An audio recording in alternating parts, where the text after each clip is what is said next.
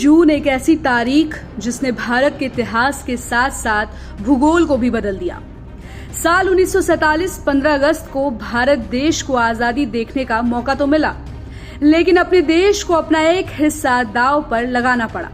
आज ही के दिन यानी 3 जून 1947 को भारत के 2 हिस्से करने का ऐलान हुआ था। अंतिम वायसराय लॉर्ड माउंटबेटन ने भारत विभाजन का खाका पेश करते हुए ऐलान किया कि बंटवारे के बाद पाकिस्तान नाम से एक अलग मुल्क बनेगा। उनके इस प्लान को माउंटबेटन प्लान या 3 जून की योजना के नाम से भी जाना जाता है। अंग्रेजी हुकूमत ने फरवरी 1947 में ऐलान कर दिया था कि वो जल्द ही भारत को आजाद कर देंगे, लेकिन आजादी के बाद की रूपरेखा क्या रहेगी, इस बात का कोई फैसला नहीं हो पा रहा था। जिसके बाद वायसराय लॉर्ड माउंटबेटन को इस मामले पर सब कुछ तय करने की जिम्मेदारी दी गई। उस वक्त देश के ज्यादातर हिस्सों में दंगे हो रहे थे।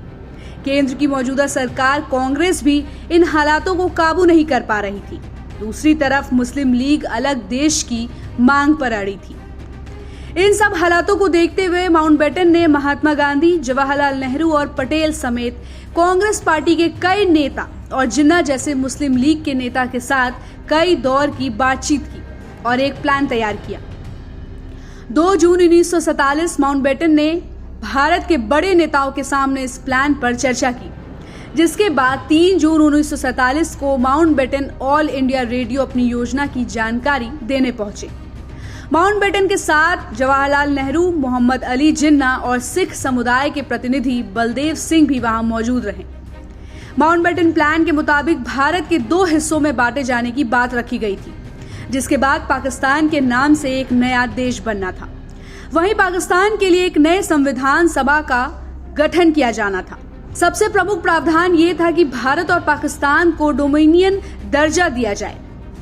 इसकी तारीख 15 अगस्त 1947 तय की गई थी और इस प्लान में देश के लोगों को छूट दी गई थी कि वो चाहे तो भारत में रह सकते हैं या फिर पाकिस्तान में शामिल हो सकते हैं। इस बात का फैसला उन पर ही छोड़ दिया गया। इस प्लान का एक सबसे जरूरी बंटवारा था सेना का बंटवारा, और साथ ही बंटवारे के इलाकों में भी मोटे तौर पर तय किया गया। इसके अलावा दोनों देशों के विधायी अधिकार, गवर्नर जनरल की शक्तियों को भी परिभाषित किया गया था।